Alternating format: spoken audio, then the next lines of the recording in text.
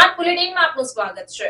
ગુજરાત ન્યાય યાત્રામાં જોડાવા મોરબીના લોકોને સતત બીજા દિવસે કોંગ્રેસની પત્રિકા સાથે અપીલ કરાઈ। ગુજરાતમાં અલગ અલગ બનેલી દુર્ઘટનાઓમાં 240 જેટલા લોકોએ પોતાના જીવ ગુમાવ્યા છે અને તે ભોગ બનેલા વ્યક્તિઓના પરિવારોને આજની તારીખે ન્યાય મળ્યો નથી તેવું જણાઈ રહ્યું છે।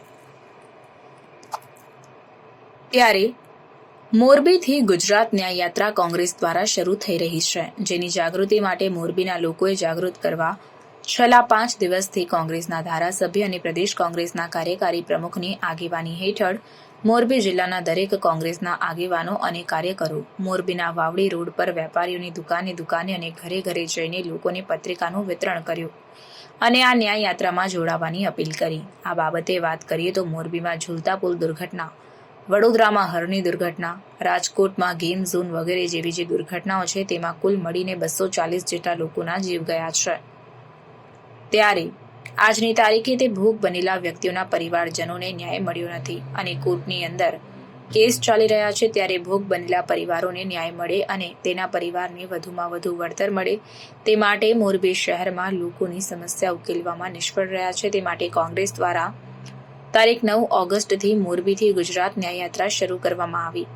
તે માટે વાવડી રોડ પર સતત ગુજરાત પ્રદેશ કોંગ્રેસના કાર્યકારી પ્રમુખ અને કોંગ્રેસના ધારાસભ્ય જિગ્નેશભાઈ મેવાણી, મોરબી જિલ્લા કોંગ્રેસના પ્રમુખ કિશોરભાઈ ચીખલિયા, ગુજરાત સેવા દળના પ્રમુખ લાલજીભાઈ દેસાઈ, જામનગર જિલ્લા કોંગ્રેસ પ્રમુખ જીવનભાઈ કુંભરવાડિયા, મોરબી જિલ્લાના હોદ્દેદારો મનોજ પનારા, પુષ્પરાજસિંહ જાડેજા, કાળુભાઈ જેપુર, જુમાભાઈ સુમરા, વનાડિયા સહિતનાઓની આગેવાની હેઠળ મોરબીના વાવડી રોડ પર વેપારીઓની દુકાને અને લોકોના ઘરે ઘરે જઈને તેઓને પત્રિકા આપવામાં આવી।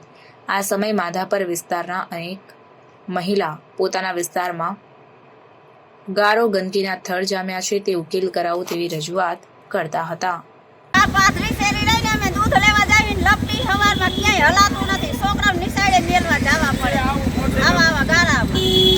કયા વિસ્તારમાં?